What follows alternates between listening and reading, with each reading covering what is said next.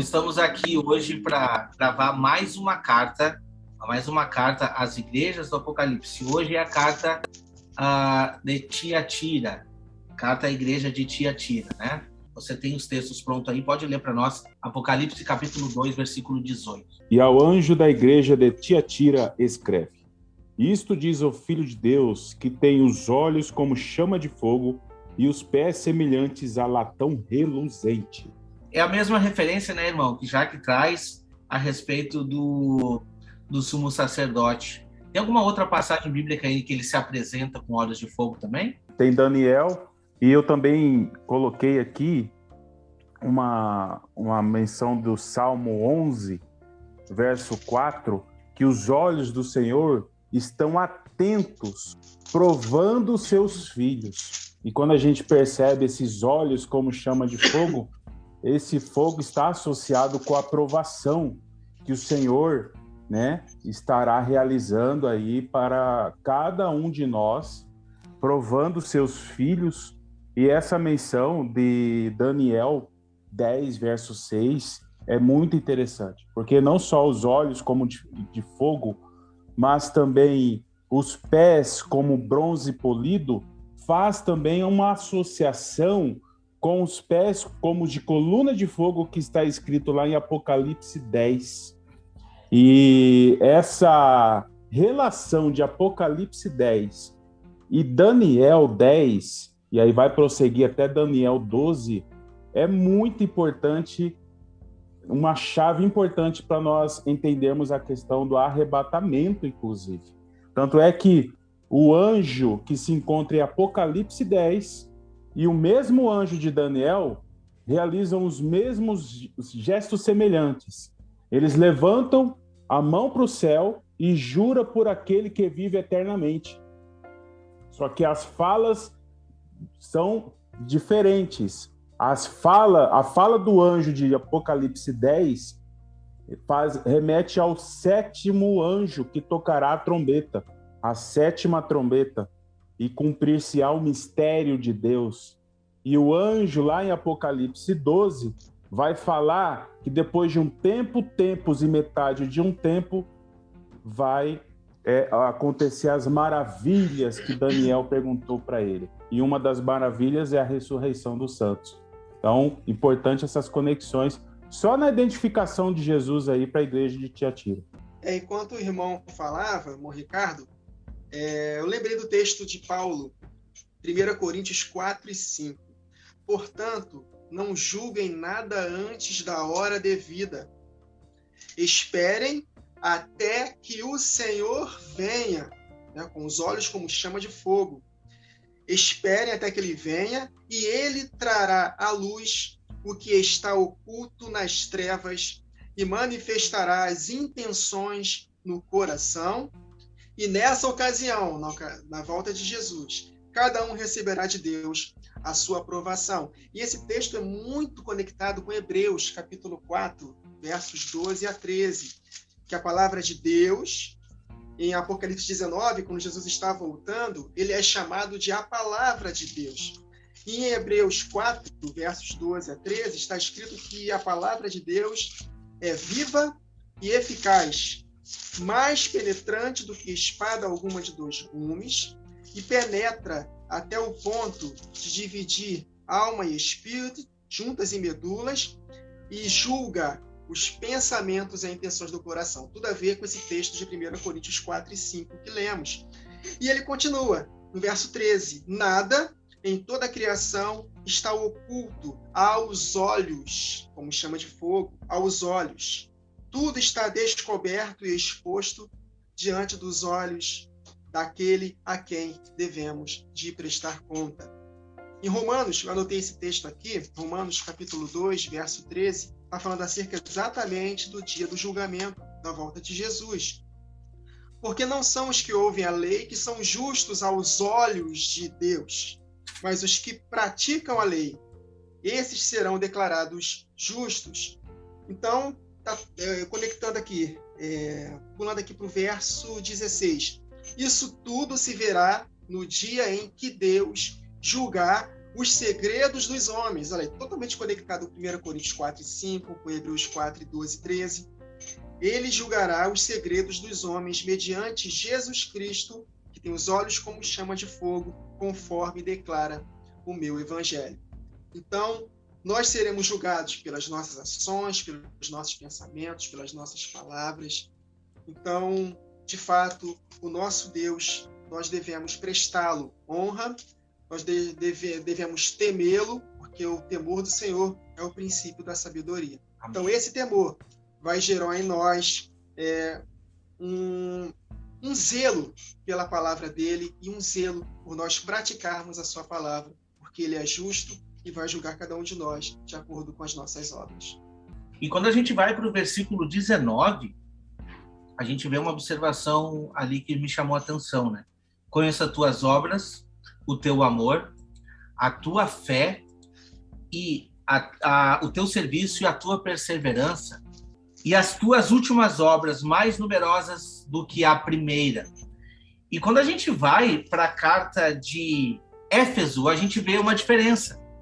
Porque Éfeso tinha o primeiro amor, mas a advertência contra essa carta é de que aquela igreja ela não estava cultivando o primeiro amor.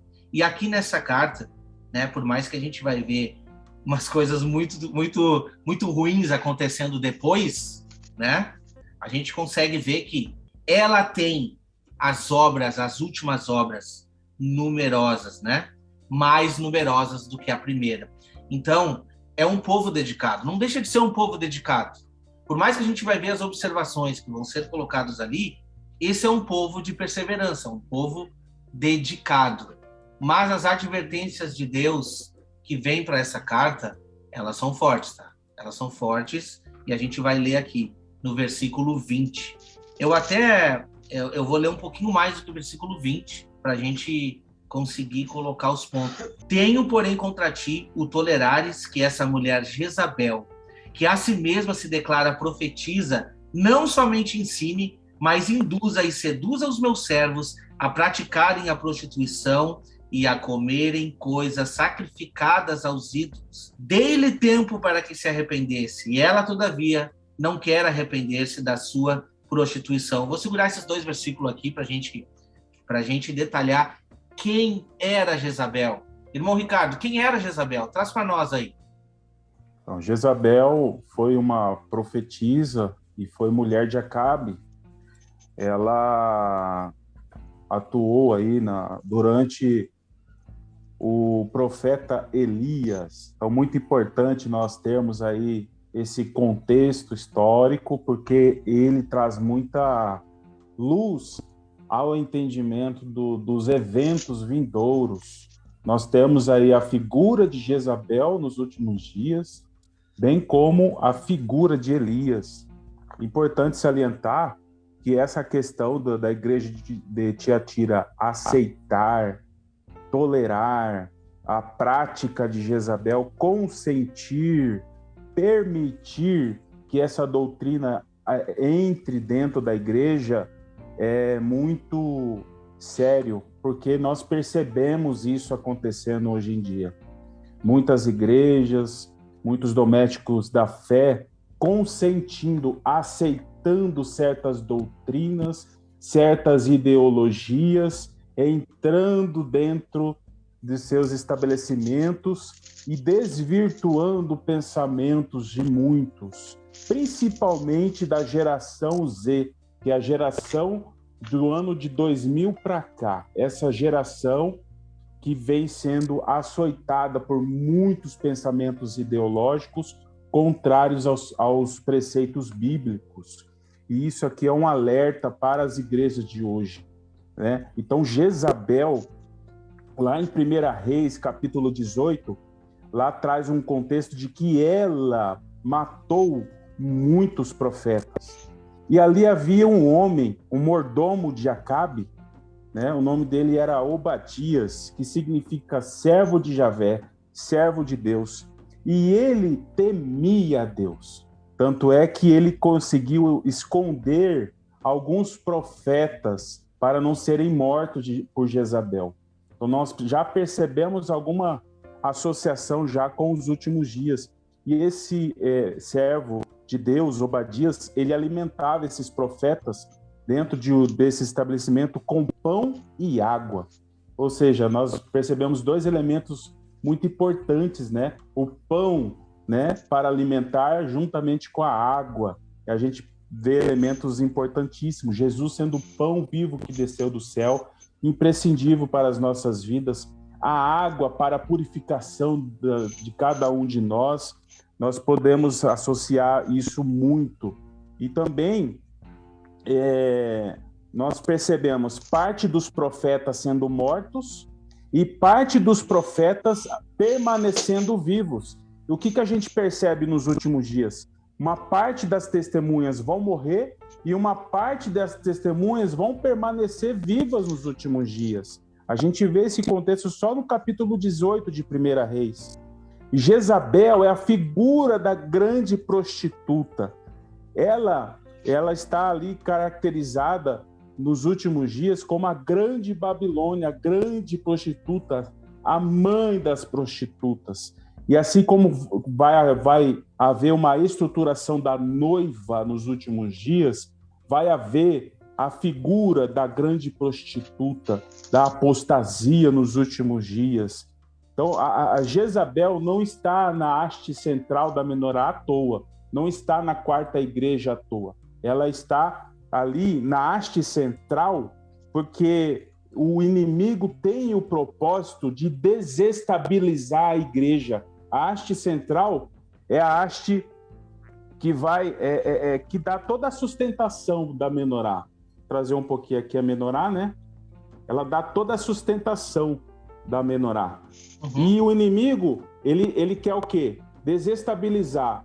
E a gente só vê o quê? Somente 2 luminárias que permanecem em pé diante do Senhor. As outras 5 não estão diante do Senhor. Então, a haste central, ela é muito importante para a gente entender. A menorá ajuda o entendimento disso. Ele falou exatamente o que eu meditei hoje acerca da parte da igreja que será sustentada, né, na figura de Obadias, sustentando a igreja no deserto.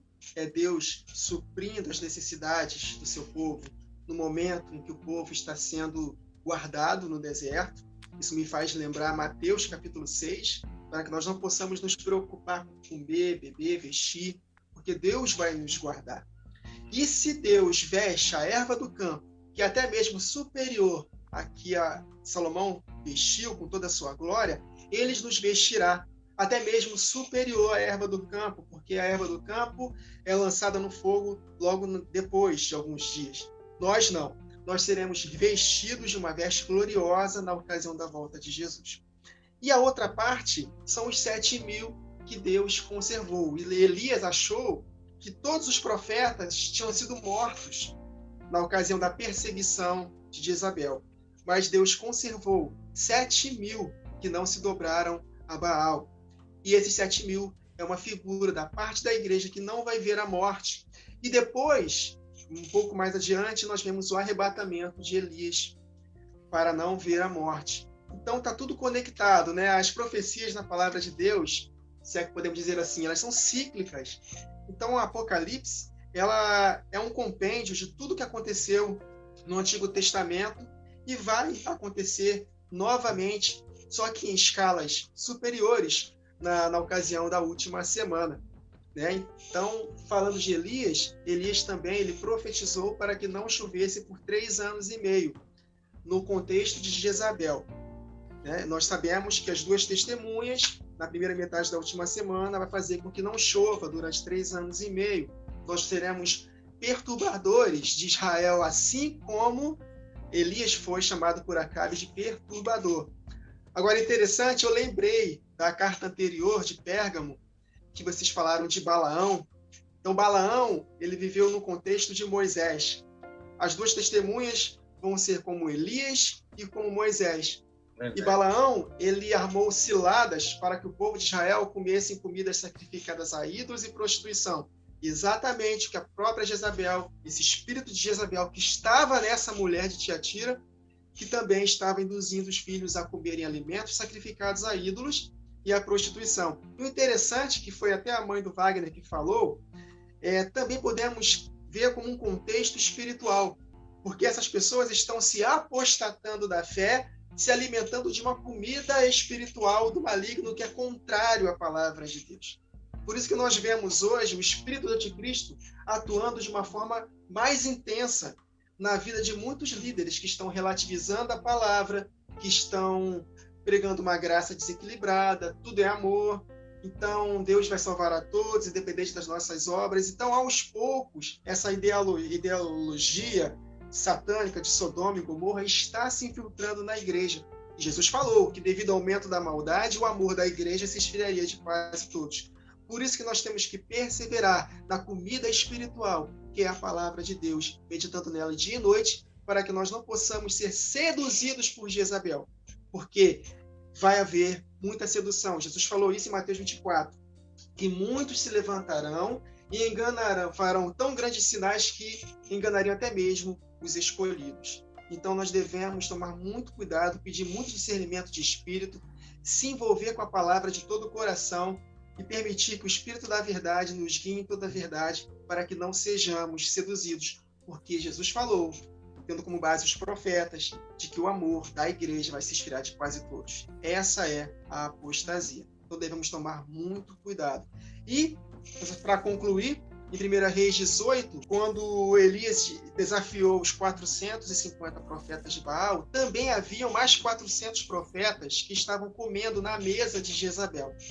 Eu creio que esses profetas foram profetas que se desviaram e se alimentaram da comida de Jezabel. E é exatamente o que estava acontecendo em Tiatira, literalmente também naquela época. Essa mulher estava seduzindo muitos filhos para a apostasia, e Deus está dando tempo para arrependimento. Assim como, depois que Elias fez aquela oração em que desceu fogo do céu, o povo de Israel ali se ajoelhou e se arrependeu, confessando que só o Senhor é Deus. Então, vai haver, através do ministério das duas testemunhas, tanto salvação. Agora, na segunda metade em diante, quando a marca da besta for instituída definitivamente, aí não haverá mais arrependimento. Será impossível a recondução ao arrependimento, conforme está escrito em Hebreus capítulo 6. Então, de fato, esse texto de Apocalipse 2, 19 a 22, mais ou menos, né, que nós lemos, é muito profundo, e Deus comparou essa mulher com Jezabel, fazendo uma alusão àquilo que aconteceu na época dos reis, que vai acontecer novamente no tempo do fim, e nós devemos estar muito atentos para que não sejamos seduzidos por esse espírito. Amém, amém. Trazendo até, eu anotei esse texto aí, irmão, trouxe ele aqui, de 1 Reis 18. O irmão falou aí a respeito de Elias e dos profetas de Baal. E interessante que a perturbação foi tão grande naquela época que Jezabel colocou a culpa em Elias. Vocês já viram isso? Olha só o que o texto diz. Eu vou ler a partir do versículo 13, porque é interessante. E é importante nós vermos o que aconteceu naquela época. Porventura não disseram ao meu senhor o que fiz quando Jezabel matava os profetas do Senhor, como escondi a 100 homens dos profetas do Senhor, de 50 em 50, numas covas, e os sustenteis com pão e água? Olha só, e agora dizes tu, vai e diz ao teu senhor, eis que aqui está Elias, ele me mataria. E disse Elias, vive o Senhor dos exércitos, perante cuja face estou, que deveras hoje me mostrarei a ele. Olha que interessante. Então foi Obadias encontrar-se com Acabe e lhe o anunciou, e foi Acabe encontrar-se com Elias. Olha o que aconteceu nessa conversa. E sucedeu que, vendo Acabe, Elias disse a Acabe, és tu o perturbador de Israel? Olha só, a pergunta era se Elias era o perturbador, e não Jezabel. Olha que interessante. Então disse ele, eu não tenho perturbado a Israel, mas tu e a casa de teu pai, porque deixaste os mandamentos do Senhor e seguiste a Balaíns. Então, a sequência dessa conversa, você já sabe.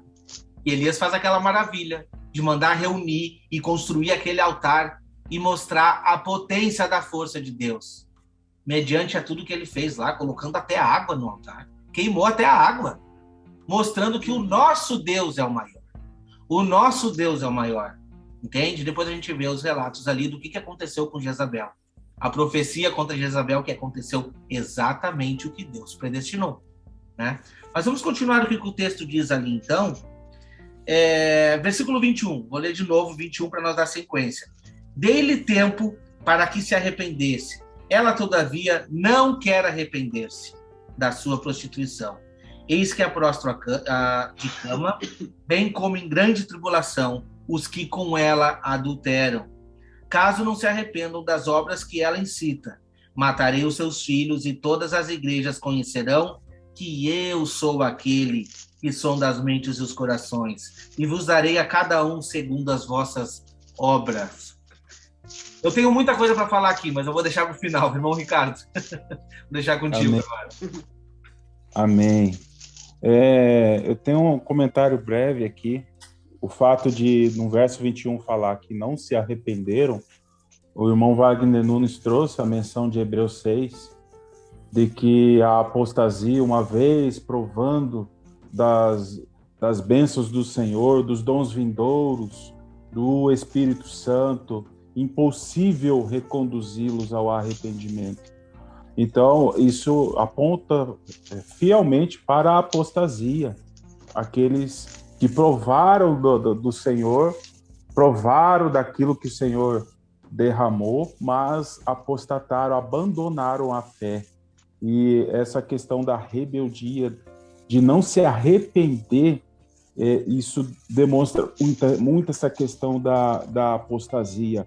No verso 22, é muito interessante, porque o Senhor fala que os colocaria numa cama e virá grande tribulação.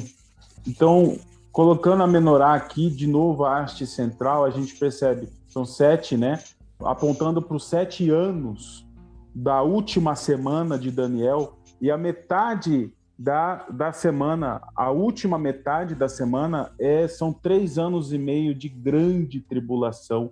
Então, essa palavrinha grande tribulação, justamente na haste central, justamente na quarta igreja, é para associar esse período de grande tribulação que virá nestes 3 anos e meio finais aí. E essa questão do verso 23, de que os filhos morrerão, eu faço uma reflexão aqui, a questão de pais e filhos, a questão daquilo que nós precisamos transmitir aos nossos filhos, a geração vindoura. A gente percebe com essa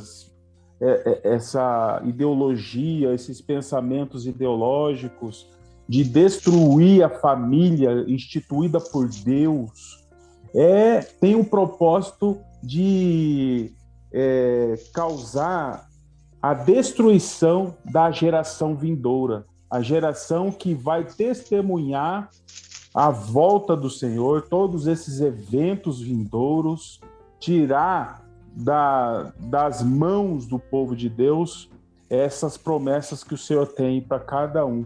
E por isso que fala da morte dos filhos para estes que estão apostatando, que estão realizando obras contrários ao que o Senhor determinou, né? E eu lembrei uma citação de Leonard Ravenhill, que ele diz assim: a geração destes pregadores, são responsáveis pela geração de pecadores. Então, essa geração atual é fruto de gerações passadas que deixaram de transmitir fielmente a palavra do Senhor. Muito forte isso. E todas as igrejas, elas saberão que Deus sonda a mente. Em outras traduções está escrito os rins, né? E os corações, e aponta para uma justa recompensa. Porque Deus conhece o coração de cada um, Deus conhece a intenção de cada um de nós. E com certeza o Senhor vai recompensar, né, a cada um aquilo que fez, realizou durante esse período todo. Amém. Então vai. É interessante o irmão Ricardo viu um ângulo muito interessante da família, né? Eu tenho percebido, os irmãos também percebem que Satanás está investindo pesado na mentalidade das crianças, dos nossos jovens, e é obrigação nossa, que temos a verdade, instruir nossos filhos, investir tempo com eles de qualidade na palavra, mesmo que eles não queiram. Porque se a gente depender deles quererem, vai ser muito difícil. Então, eu tenho essa experiência. Muitas das vezes, meu filho não quis fazer um devocional comigo, fez com cara empurrada, mas no decorrer do devocional, ele se animou. E falou, pai, que legal, palavra maravilhosa. Então, isso é dobrar a carne. Porque Jesus falou que o espírito está pronto, mas a carne é fraca, é uma luta muito grande.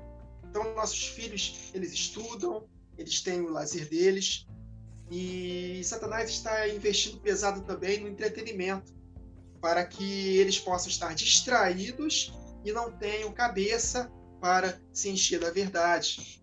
E, infelizmente, em boa parte das igrejas também, as estratégias feitas para os nossos filhos não são estratégias poderosas na palavra. São também distrações dentro das próprias igrejas, uma música maneira, uma fumaça, não tem nada contra isso, né? Mas uma estratégia que querem fisgar nossos filhos com estratégias, mas na verdade o que vai fisgar nossos filhos é a palavra de Deus, genuína, como está escrito. Deuteronômio 6 está escrito, ensine essa palavra para seus filhos, deitando-te, levantando-te, andando com ele no caminho, antes de comer. Ou seja, ensine a palavra genuína como está escrito. Então, realmente, Satanás está investindo pesado contra nossos filhos. Mas há também um outro ângulo, né, obviamente, que esses filhos de Jezabel podemos dizer que são os seus discípulos. Podemos dizer os marcados pela besta. São as pessoas que se apostataram da fé, foram marcados, tiveram tempo para arrependimento, porque eles viram na primeira metade da última semana as duas testemunhas, cheios do poder de Deus, pregando a palavra, ensinando a verdade, manifestando o poder de Deus, e eles não tiveram esse tempo. Deus está dando tempo para arrependimento, ou seja, no contexto escatológico da última semana, o tempo foi dado na ocasião das duas testemunhas, a igreja. Então, o tempo é esse. Ainda que eles estivessem fazendo coisas terríveis, até mesmo se apostataram, na primeira metade da última semana, há uma esperança, porque Deus está dando tempo para arrependimento. Depois que a marca for de fato estabelecida, aí não haverá mais volta. E aí verá o juízo de Deus, porque no próprio decorrer da semana, da última semana, e também da segunda metade em diante, mesmo com a igreja fugindo para o deserto e a outra sendo morta, Deus vai continuar mandando os seus juízos na terra. Então, até o juízo definitivo na ocasião da volta de Jesus. Tanto que, quando ele volta, suas vestes estão vermelhas. Conectando com Isaías, se não me engano é 62, está escrito lá que é o vinho da ira do furor de Deus pisado por Jesus. E suas vestes são picadas de sangue. Por isso que ele fala, matarei não somente essa mulher, que podemos dizer, o anticristo, e também matarei os seus filhos e todos os que adulteram com ela, para que todos saibam que eu sou aquele que sonda mentes e corações e retribua a cada um de acordo com as suas obras. Isso aconteceu de forma literal também. Essa mulher foi punida, provavelmente, a Bíblia não diz se ela se arrependeu, mas provavelmente não se arrependeu, porque Jezabel não se arrependeu. Se Jesus chamou de Jezabel, porque não se arrependeu. Os profetas poderiam se arrepender, mas os profetas de Baal também foram mortos por Elias. Eu só não consegui enxergar que os outros 400 foram mortos, se os irmãos souberem. Mas houve, de fato, haverá também um juízo de Deus. Houve juízo de Deus, literalmente, sobre esse povo. Me fez conectar com Atos, capítulo 5. Ananias e Safira foram fulminados diante de Pedro e dos apóstolos, porque mentiram para o Espírito Santo. O ambiente ali era de uma santidade tão tremenda que não tinha mais espaço para brincadeira, para mentiras. E, da mesma forma, as duas testemunhas tão cheias de poder, não vai haver mais espaço para brincadeira. E haverá limpa. E em 1 Pedro 4,17 está escrito que o juízo começa pela casa de Deus, os apóstatas, e depois se estenderá aos ímpios. Então, meus irmãos, finalizando essa passagem de 21 a 23 de Apocalipse, né, 2, Deus ele vai julgar mesmo.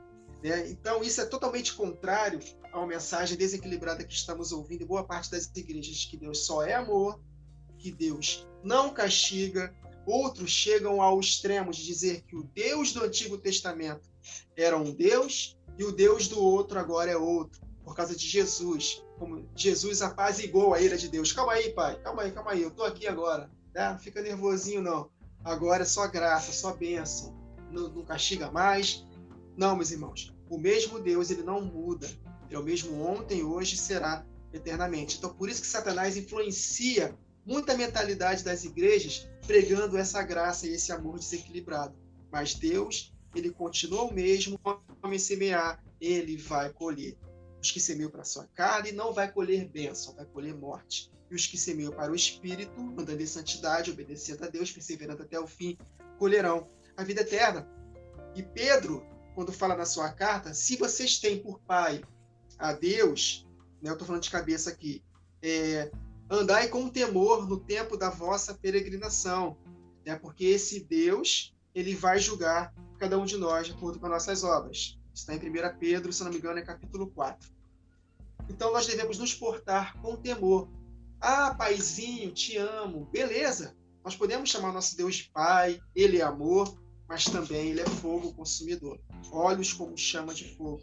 Então, nós temos que tomar muito cuidado para não brincarmos com Deus. Então, é necessário o equilíbrio hoje em dia. Nós devemos considerar não somente a bondade de Deus, mas também a sua severidade. E isso gera temor, que é o princípio da sabedoria. Falando nisso, irmão, agora eu vou trazer a minha parte aqui a respeito desses textos para a gente avançar, tá? Que é muito forte aqui, o que eu vou trazer. Peço desculpa se alguém se sentiu ofendido, mas a verdade tem que ser dita. E eu vou trazer, tá? Quando eu leio ali, tem, porém, contra ti, tolerais essa mulher Jezabel, que a si mesmo se declara profetiza e não é, e ainda ensine e seduza os meus servos a comerem comidas sacrificadas a ídolos, né, e praticarem prostituição.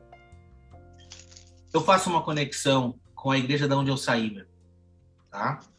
E sinto muito se você está assistindo e se sente ofendido, mas eu vou fazer essa conexão e eu vou falar aqui para você. Quando uma pessoa se declara profetiza e as suas profecias não se concretizam, ela é falsa. Esse é o primeiro ponto. Mas muito mais do que isso, quando essa pessoa se declara profetiza e os ensinamentos nos incitam a interpretações errôneas da palavra de Deus e a fazer coisas que não agradam a Deus, isso se torna muito grave, tá? Infelizmente, isso ocorre dentro da instituição adventista. Eu trago o nome aqui, sem problema nenhum. Se existem pessoas lá dentro que a gente ama, fiquei muito tempo dentro dessa instituição, mas, infelizmente, eles toleram. E essa advertência é para você também. Essa advertência é para você que está dentro dessa instituição. Conheça muito bem essa mulher a quem você segue como profetiza. Como muitos dizem, luz menor. Não é, já passou de ser luz menor dentro da instituição. Porque se a Bíblia não se encaixa dentro das profecias dela, então a Bíblia está desatualizada, sendo que deveria ser o contrário. Eu tenho feito aqui no canal muitos vídeos tentando mostrar as profecias. Meu intuito aqui não é atacar a igreja, muito pelo contrário, a gente preza muito pelas pessoas. Eu estou aqui prezando pelos meus irmãos, porque eu estive aí dentro por muito tempo. Mas o tolerar essa mulher e as profecias errôneas dela, não só a questão de profecia, mas os ensinamentos, sabe? Isso acaba nos atrasando. Isso acaba nos deixando muito além das revelações bíblicas, propriamente dita, tá? E as pessoas se apegam num detalhe, sabe? Que o versículo 24 nos traz aqui, né? As coisas profundas de Satanás. Por quê? Ela se diz ter um anjo relator que revelou tudo para ela. Vocês sabiam disso? Está nos livros dela. O meu anjo relator me disse. E quando a pessoa me perguntou sobre isso uma vez, eu respondi para essa pessoa, eu acredito nela. Quando ela disse que teve um anjo relator, eu acredito profundamente. Agora, da onde que é, eu não sei. Por isso eu aplico esse texto aqui. Essas são as coisas profundas de Satanás. O que te desvirtua da verdade é coisas profundas de Satanás. Sinto muito em te dizer. Pesquise sobre ela. Se você pesquisar, eu costumo dizer assim, se todo adventista lesse os próprios livros dela e comparasse com a palavra de Deus, não ia ter dúvida. Porque a palavra de Deus se explica e mostra que todas aquelas falsas profecias não se cumpriram e nunca, jamais vão se cumprir, porque não tem como se cumprir. Não tem como, biblicamente, não tem como. Então, o que a gente está combatendo aqui não são pessoas, são doutrinas.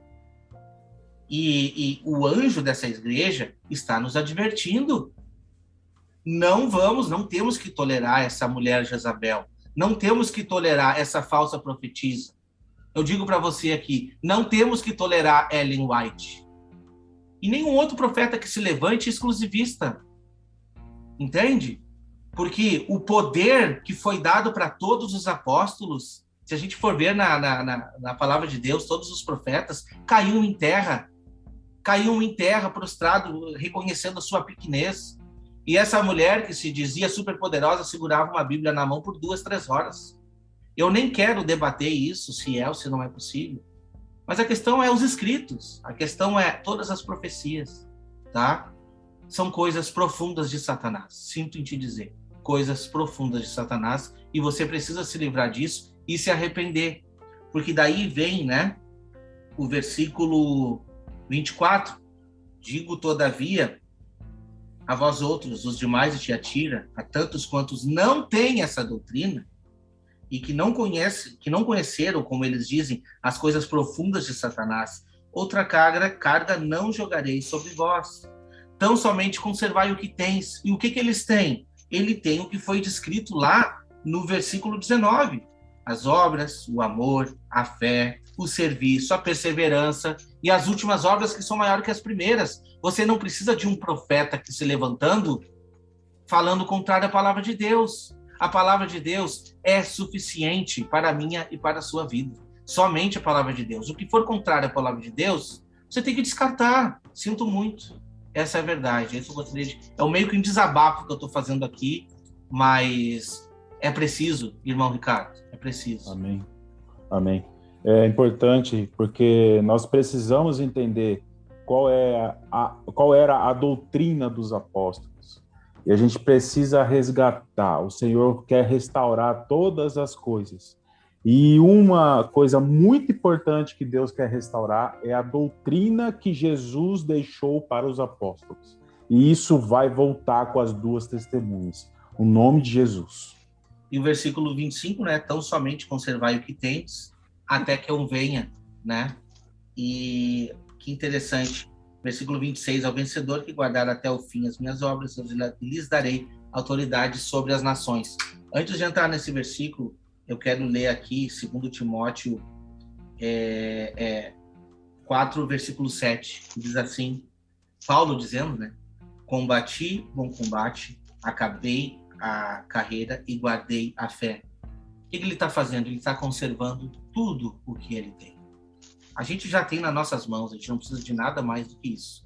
Conservar aquelas primeiras obras, conservar o que é lícito, conforme a palavra de Deus. Nada mais, nada que fuja da palavra de Deus. Agora é interessante, né, do versículo 26, sobre a autoridade sobre as nações.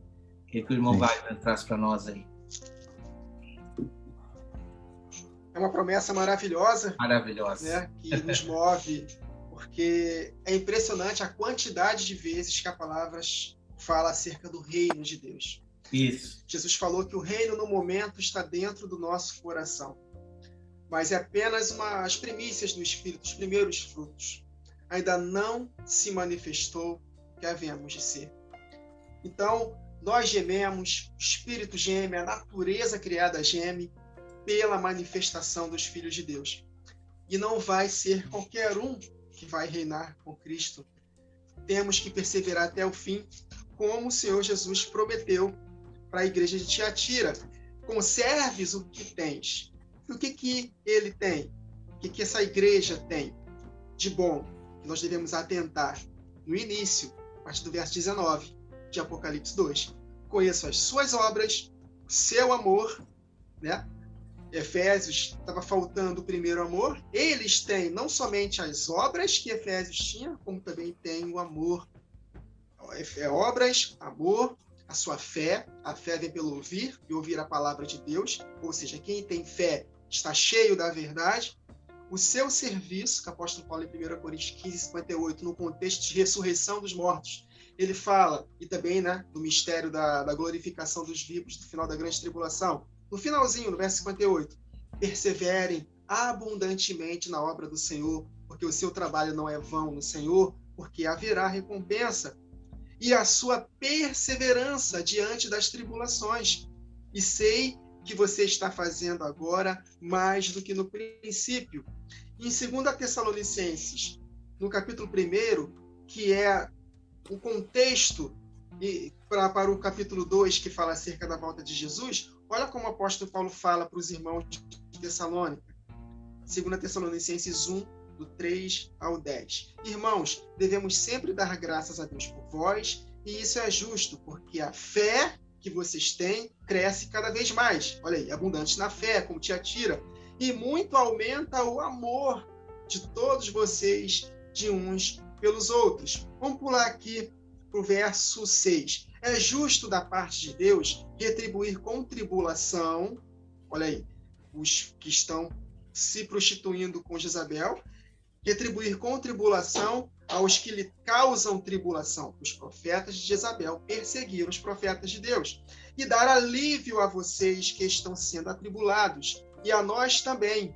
Isso acontecerá quando o Senhor Jesus for revelado lá dos céus como os seus anjos poderosos em meio a chamas flamejantes. Ele punirá os que não conhecem a Deus e os que não obedecem ao evangelho de nosso Senhor Jesus Cristo, que se apostataram.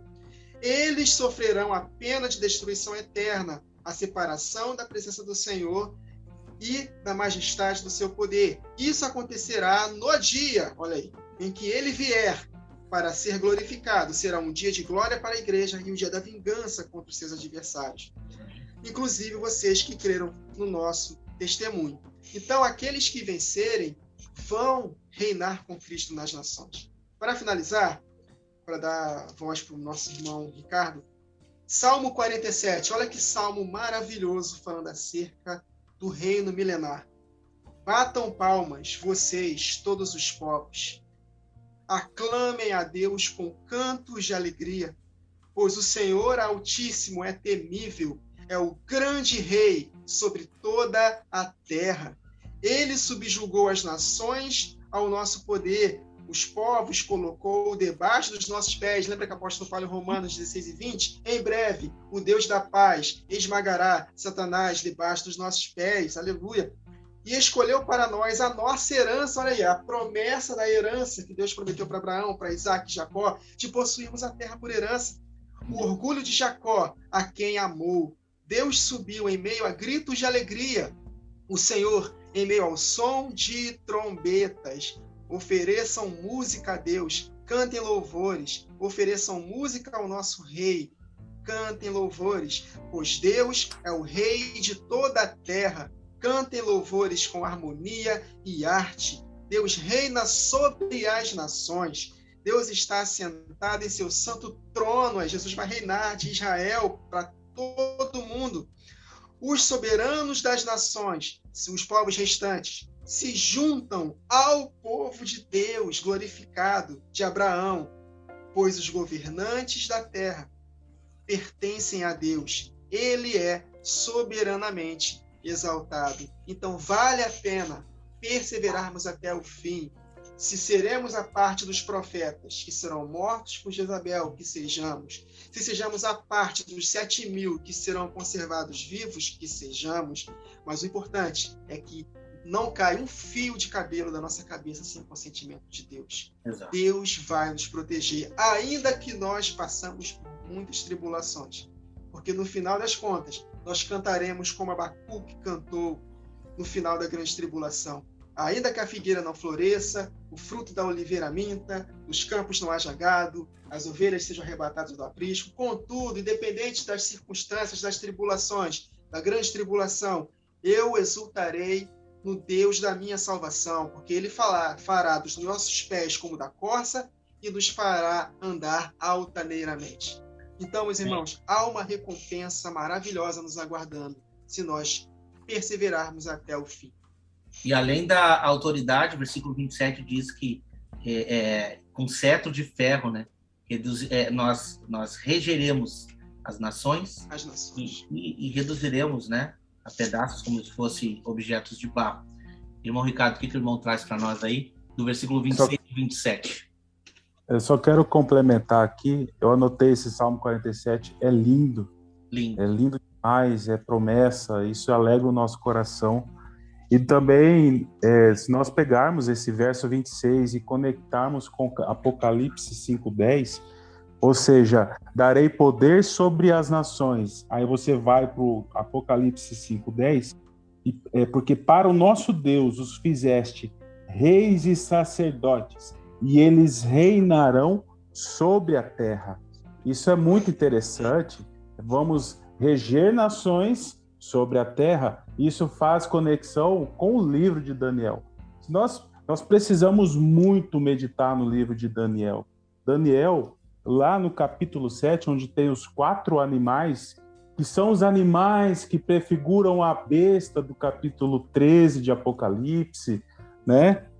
Nós vamos perceber aqui no capítulo 7 de Daniel, no 11, diz assim: então estive olhando por causa da voz das grandes palavras que provinha da ponta do chifre, ou seja, do anticristo. Estive olhando até que o animal foi morto e o seu corpo desfeito e entregue para ser queimado pelo fogo.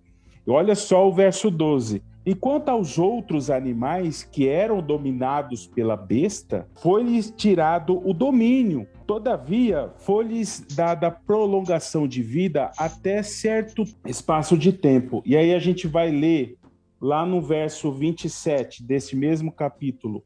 Está escrito assim: e o reino, o domínio e a majestade dos reinos debaixo de todo o céu, ou seja, na terra, serão dados ao povo dos santos do Altíssimo. O seu reino será um reino eterno, e todos os governantes o servirão e lhe obedecerão.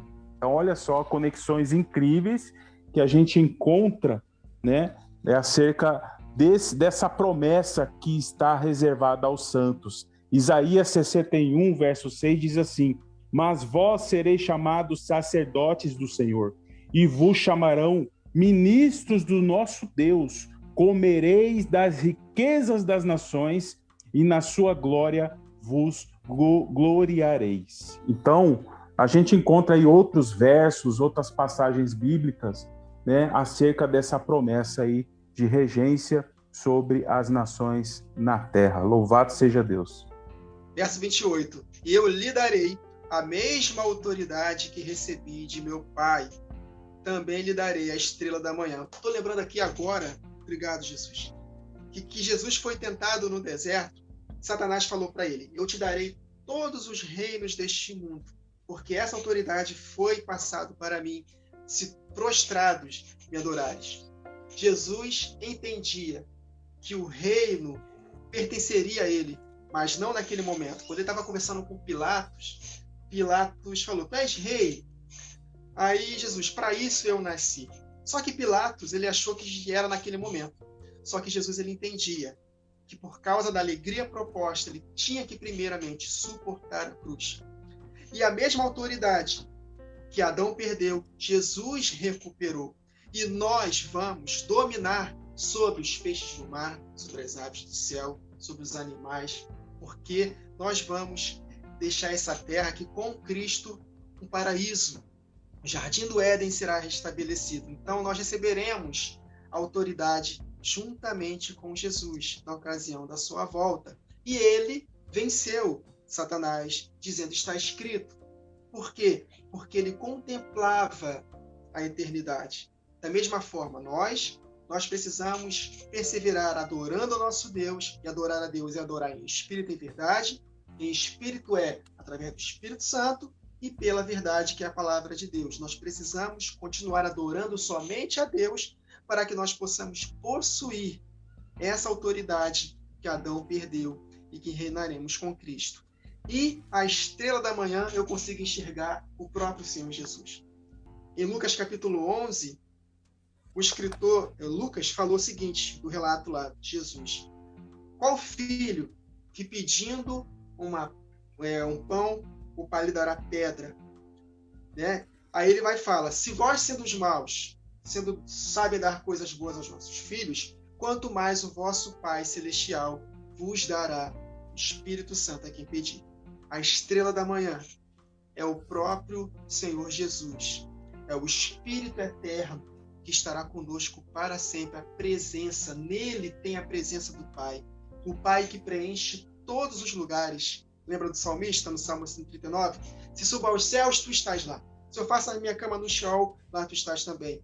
Então, essa estrela da manhã é a presença do Senhor Jesus para todo sempre conosco.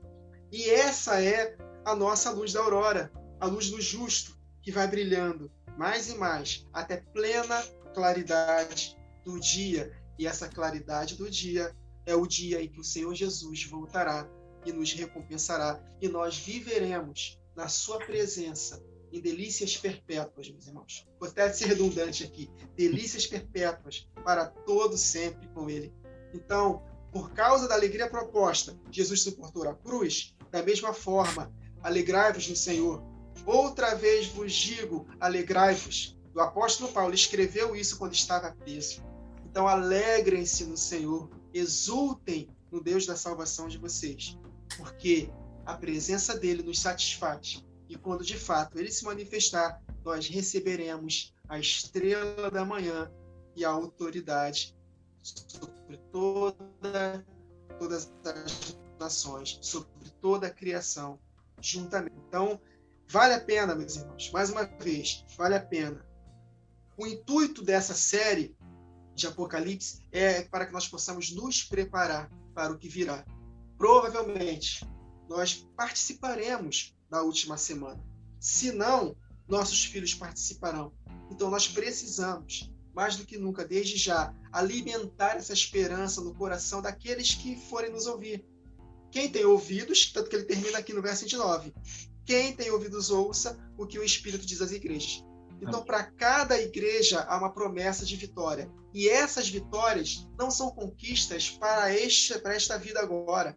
São conquistas para a ocasião da volta de Jesus. Por isso que nós devemos amar a vinda de Jesus.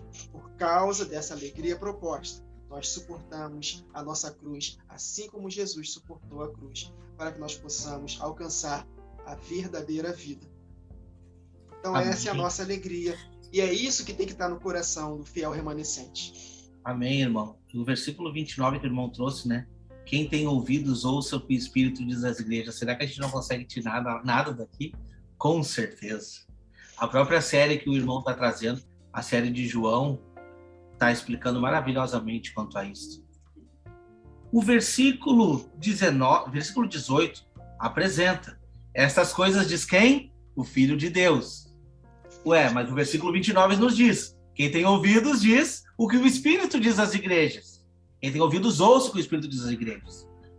Tem alguma coisa mais clara do que isso para você, irmão Wagner? Para mim, não. Nenhuma. O Espírito é Jesus Cristo. Ele é o Espírito. Entende? Eu sei, talvez você aí em casa esteja um pouco confuso. Como assim? Não entendi muito bem. Normal, porque, infelizmente, as igrejas de hoje em dia não ensinam. Mas a gente vai esquadrinhar ainda esse ponto aqui. O irmão Wagner, no canal dele, está trazendo uma série maravilhosa sobre o Espírito Santo. Não perca. Irmão Ricardo, suas considerações finais sobre esses últimos versos. Pode trazer, nós temos tempo tranquilo aqui. Pode falar. Amém. Amém. Quero só agradecer aí por esse estudo. E esses últimos versos eu estive refletindo a questão da estrela da manhã. Me fez lembrar de Daniel, novamente, o livro de Daniel, né? No capítulo 12, no verso 3 diz que os entendidos resplandecerão como o resplendor do firmamento, e os que a muitos ensinam a justiça refulgirão como as estrelas, sempre e eternamente.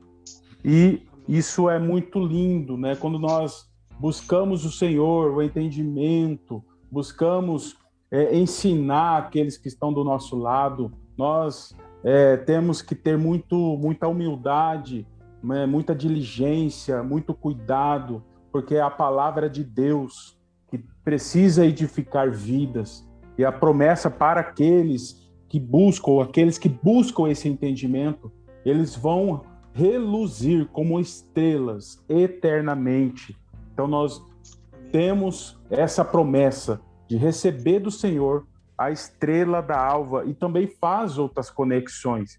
O próprio Jesus declara em Apocalipse 22:6 que ele é a resplandecente estrela da manhã, aquele que emite a luz para todos.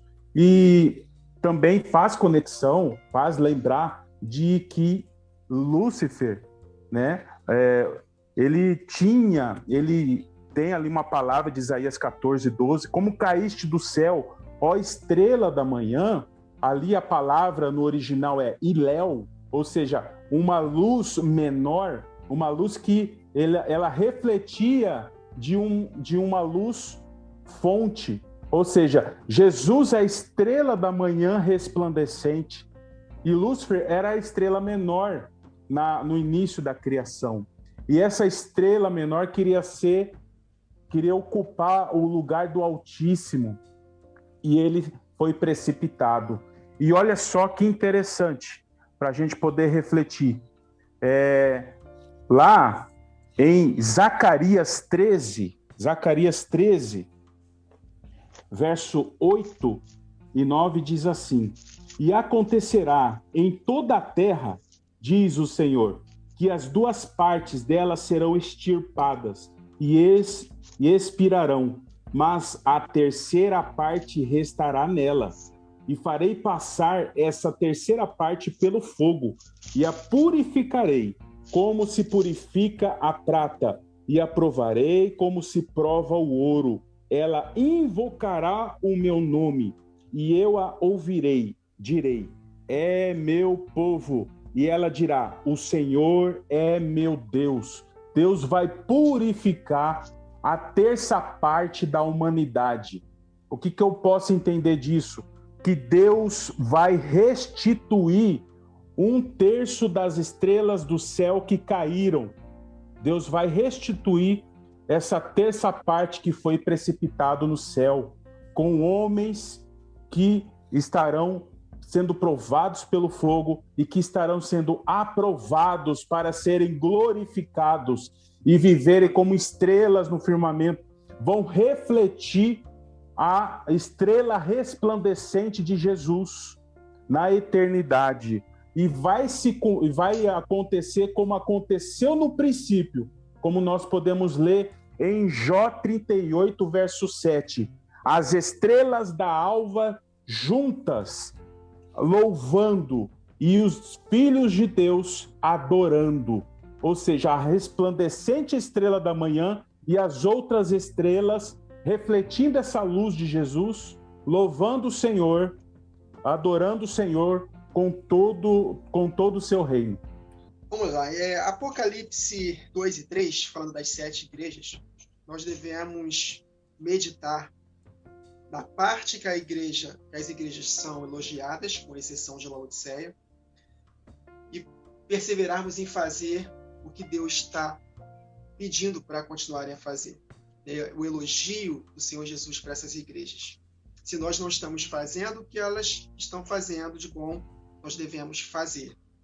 E atentar para não fazer o que elas estão fazendo de errado, com exceção dos 2 luminares, né? A segunda e a penúltima igreja, Esmirna e Filadélfia, para que nós possamos pegar todo o contexto das 7 igrejas. Porque essas 7 lâmpadas só serão acesas se nós fizermos o que o Senhor elogia e nos arrependermos se estivermos fazendo o que o Senhor detesta, o que o Senhor está falando para que eles não façam. E juntar tudo para que possamos, de fato, unidos desse mesmo Espírito, brilharmos como estrela. Então, eu encerro, né, falando dessa forma. Foi o que o Espírito Santo falou comigo. Nós precisamos atentar para as 7 igrejas. Não são igrejas históricas, não são. Embora elas foram escolhidas na época de Jesus, como 7 igrejas, mas nós sabemos que não existiam só 7 igrejas na época. Ele escolheu 7 para representar a plenitude da igreja, para representar que essa igreja unida estaria na última semana de Daniel, que são de 7 anos. Então, nós precisamos atentar para todas essas igrejas, as partes boas, as partes ruins, e nós nos ajustarmos para que nós possamos, de fato, aos poucos, estarmos acendendo até o ápice para que Deus possa, de fato, nos usar. Ele só vai usar, de fato, só vai derramar na segunda parte das últimas chuvas, que é o grande avivamento, quando, de fato, as 7 lâmpadas estiverem alinhadas. As partes boas fazendo, as partes ruins abandonando, e aí sim, juntos, nós estaremos prontos para experimentarmos desse grande derramar. Então, nós precisamos, desde já, atentar muito para o que o Senhor Jesus falou para essas 7 igrejas, que representa a plenitude da igreja, principalmente, especialmente, na ocasião da última semana. Exatamente.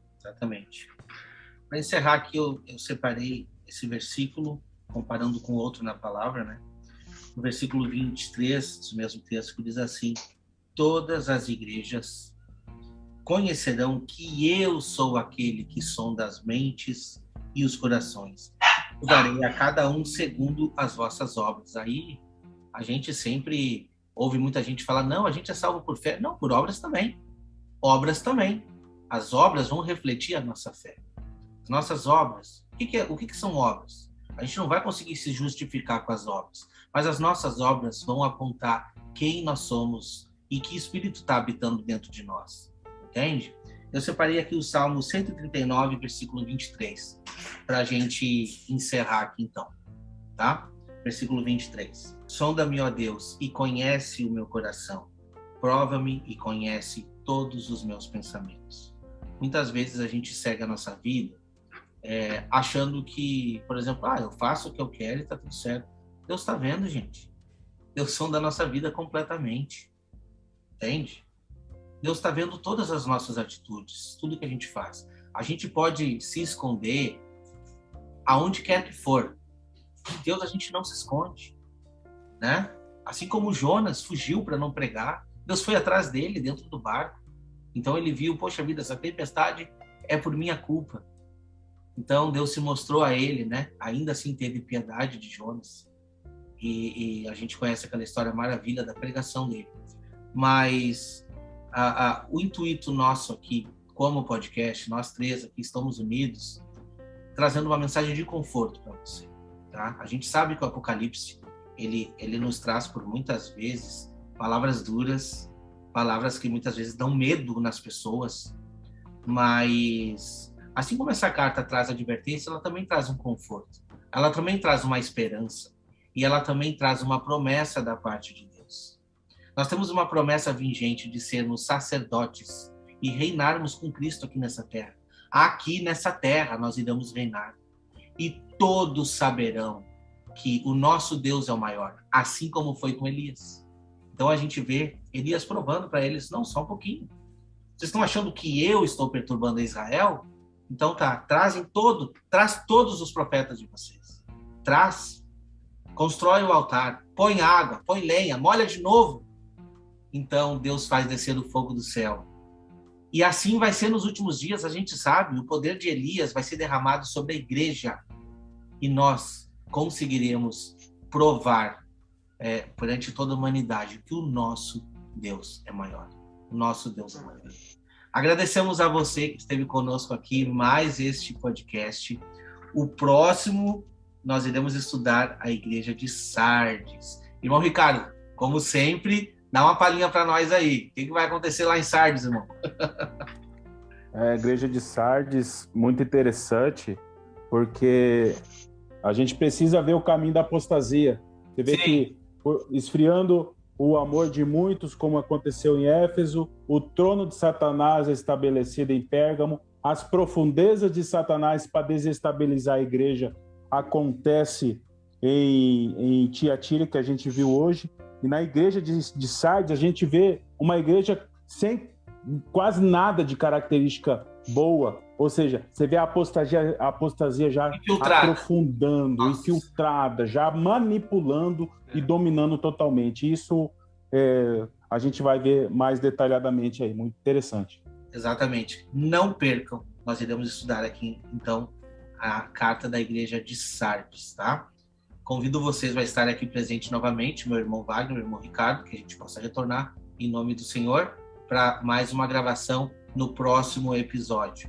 Não se esqueça de se inscrever no canal, se inscreva já no canal do irmão Wagner Nunes. Agora o irmão Wagner também está compartilhando, né, o podcast no seu canal. Irmão Ricardo, já falei, vou repetir. Ativa aquele canal lá para a gente começar a botar mensagem lá também. Deus abençoe a todos, tá? E que tenham todos um ótimo final de semana e que possamos retornar na próxima semana com saúde e com sabedoria. Até mais. Até mais.